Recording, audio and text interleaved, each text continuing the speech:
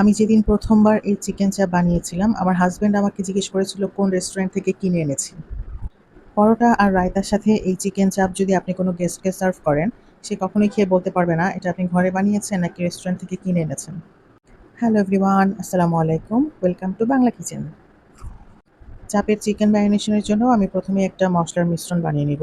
যার জন্য আমি দিয়েছি ৪ কোয়া রসুন, ছোট এক টুকরো আদা, ২ টো কাঁচামরিচ, অল্প একটু ধনিয়া পাতা, ১ টা চামচ সাদা সরিষা আমি ভালো করে ধুয়ে পানিতে ভিজিয়ে রেখেছিলাম সেই ভেজানো সরিষা এবং ৮ থেকে ১০ টা গোলমরিচ।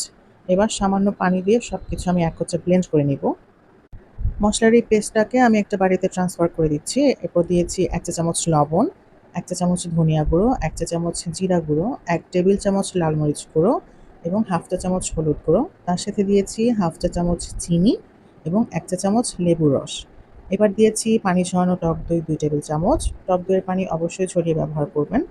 এতে করে মাংস ম্যারিনেট করার পর এক্সট্রা পানি বের হবে না। এবং সবকিছুকে একত্রে খুব ভালোভাবে মিক্স করে আমি একটা সাইডে রেখে দিচ্ছি। এখানে আমি ২ টো চিকেনের লেগ পিস নিয়েছি। ১ম এই আমি যেটা করব সেটা হচ্ছে হাড়গুলোকে হাত দিয়ে যতটা সম্ভব ভেঙে দিব। রেস্টুরেন্টে কিন্তু এই কাজটা অবশ্যই করে। এতে করে যেটা হয় চাপের শেপটা খুব সুন্দর থাকে। এবার আমি এটাকে ছুরির সাহায্যে কেটে নিচ্ছি। দেখলেই বুঝতে পারবেন কিভাবে কাটছি। মাংসটা হাড় থেকে আলাদা হবে কিন্তু একেবারে হাড় থেকে খুলে চলে আসবে না। এভাবে যতটা সম্ভব ছড়িয়ে, ছড়িয়ে পাতলা করে আমি মাংসটাকে কেটে নিব। আমরা রেস্টুরেন্টে যে চিকেন চাপগুলো খাই সেগুলো অনেক বেশি বড় দেখায়। এর প্রধান কারণ হচ্ছে ওরা ঠিক এভাবেই কাটে।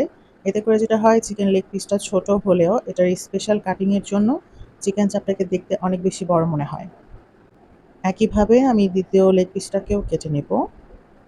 এবার আমি একটা কাঠের হামানদিস্তার যে হামান অর্থাৎ যেটা দিয়ে আমরা স্পাইস গুঁড়ো করি, সেটা দিয়ে আমি মাংসটাকে কিছুটা থেতলে দিচ্ছি। আপনারা চাইলে এই কাজটা পাটাপোতা দিয়েও করতে পারেন।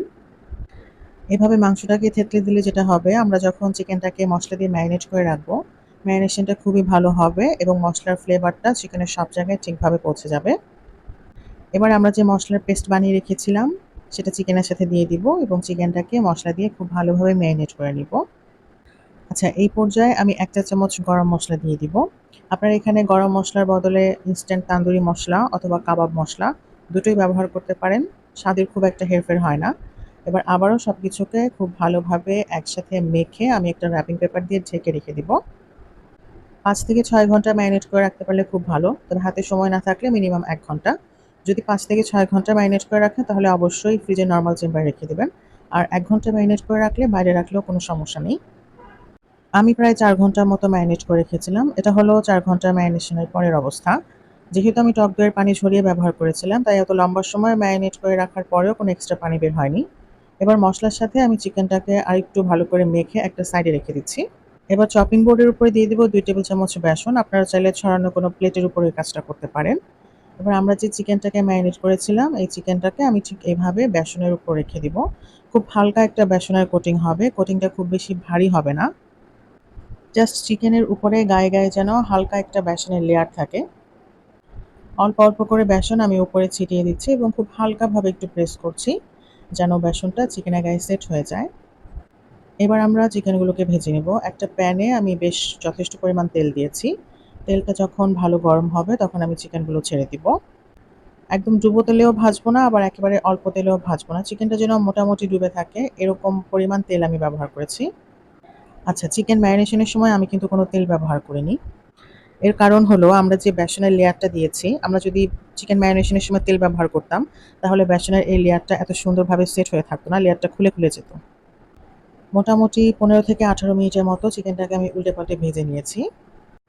যখন এরকম গোল্ডেন ব্রাউন কালার হয়ে আসবে তখন আমি চিকেনগুলো উঠিয়ে নিব। পরোটা এবং শসা টক দইয়ের রায়তার সাথে আমি চিকেন চাপ সার্ভ করেছি। আশা করছি আজকের ভিডিওটা ভালো লেগেছে। ভিডিও ভালো লেগে থাকলে লাইক, কমেন্ট, শেয়ার এবং পেজটি ফলো করতে ভুলবেন না। ধন্যবাদ।